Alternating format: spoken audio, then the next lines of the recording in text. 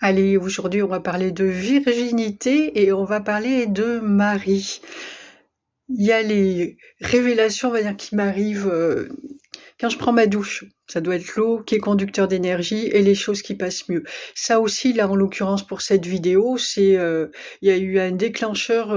J'ai l'habitude de survoler en me réveillant, pour me réveiller, les trucs vite fait, les mails d'ouvrir Facebook. Et là, je tombe sur un post sur Marie-Madeleine et sur le pouvoir de l'Église et c'est OK, ça m'a permis de débloquer. J'ai même pas lu en entier, mais ça m'a juste permis de débloquer, ce qui m'empêchait d'accepter, ce que je vois depuis longtemps quand même, mais à savoir, là, en l'occurrence, parler de pouvoir et de l'Église, hein. Du coup, je vais même pas dire religion, c'est, voilà, de l'Église et bon, toujours de ces religions monothéistes.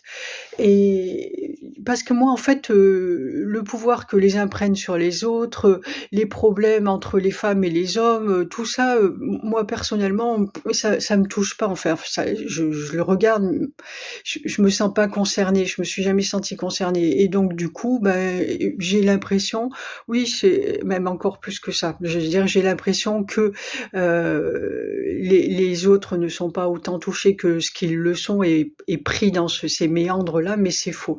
Et ce qui me vient là, c'est cette pureté et cette virginité, justement, cette virginité, parce que moi, je suis quelqu'un de pur. En fait, malgré tout ce que j'ai pu faire, j'ai pas une vie de sainte dans le sens où on entend parler les saintes. Je l'ai déjà dit, j'ai déjà parlé de ce que j'ai vécu. J'ai fait l'amour avec beaucoup d'hommes, hors mariage, dans mariage. D'ailleurs, je faisais plus hors mariage que dans mariage. C'est dire si j'y étais plus à l'aise.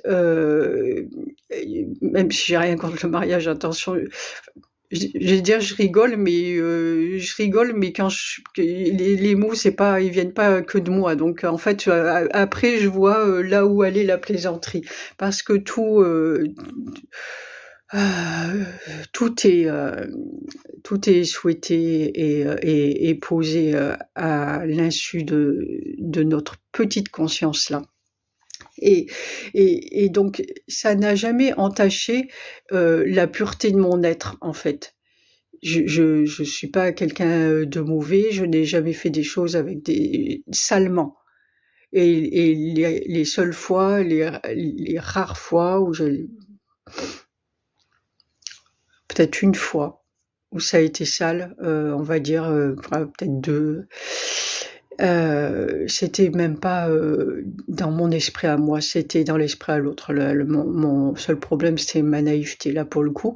Mais voilà. Donc, et ça m'empêche pas d'être quelqu'un de pur. Eh bien, et pour la Vierge Marie, c'était pareil. En fait, voilà, allons-y droit au but. C'était pareil. Et ouais, c'est toujours le truc qui m'a dérangé. Comment a-t-elle pu avoir un enfant sans acte sexuel là dans la matière? Même si je sais que tout est absolument possible au niveau céleste, et là non, en fait, oui, c'est possible. Et ce que je dis souvent, c'est que oui, ils peuvent, les anges, les archanges, Dieu, qui ont travaillé avec ces êtres-là, avec ces humains, voilà, peuvent absolument tout faire, mais ne font pas tout, encore une fois, parce que c'est à nous de faire les choses, de comprendre, et tout ça est posé pour qu'on comprenne des choses. Et donc, à l'époque, le fait d'avoir un enfant hors mariage n'était pas acceptable, et au fil du temps, on en arrive à une période où ça l'est, mais encore pas complètement en même temps. Et ces êtres-là sont là pour ouvrir les portes et ont été posés à ce moment-là pour poser des clés et nous permettre d'ouvrir des portes au fil du temps, au fil des siècles, et ça prend le temps que ça prend. Vous voyez, même moi qui suis ouverte sur beaucoup de choses et à peu près tout, enfin en tout cas dans ma conscience, il y a encore des blocages qui font que Là, moi, je suis ouverte à propos des et c'est peut-être mon problème justement parce que je pense que tout le monde a le droit de vivre et voilà, a le droit de s'exprimer et je vais pas remettre en question les choses de l'Église ou pas, ça me passe au-dessus, mais en même temps, ça m'empêche de voir cette volonté de tolérance m'empêche de voir la vérité.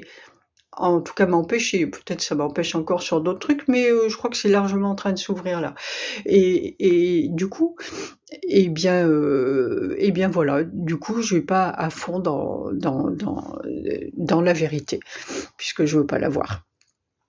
Rien ne m'empêche de constater que l'Église, veut prendre le pouvoir, que ce sont des hommes, pourtant je le sais, hein, et puis je le dis sur d'autres trucs, mais aller toujours plus loin, que ce sont il y a des personnes, à la tête de tout qui sont aveuglées par leur pouvoir et par l'argent et cetera et cetera.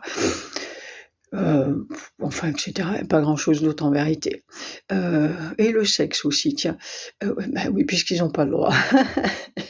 Il y a rien de tel pour faire, que les interdictions pour créer des choses, malsaines, dans la tête et donc du coup, voilà, justement, le sexe, c'est pas quelque chose, de sale, c'est les personnes et ce qu'elles en font. C'est comme l'argent, c'est pas sale, c'est les personnes et ce qu'elles en font. Soit elles sont sales, soit elles sont propres. Là, en l'occurrence, c'était un peu compliqué pour l'Église de pouvoir dire qu'un être tel que Jésus a été enfanté par quelqu'un, par une femme. Alors, déjà une femme, ouais, mais une femme qui a été, qui a, fait l'amour, hors mariage et donc ben, on enlève ça et puis voilà, on préfère rester dans le mystère, mais en fait, il y a pas de mystère dans la vie, tout est très simple. Donc cette femme-là, elle est là pour réhabiliter, heu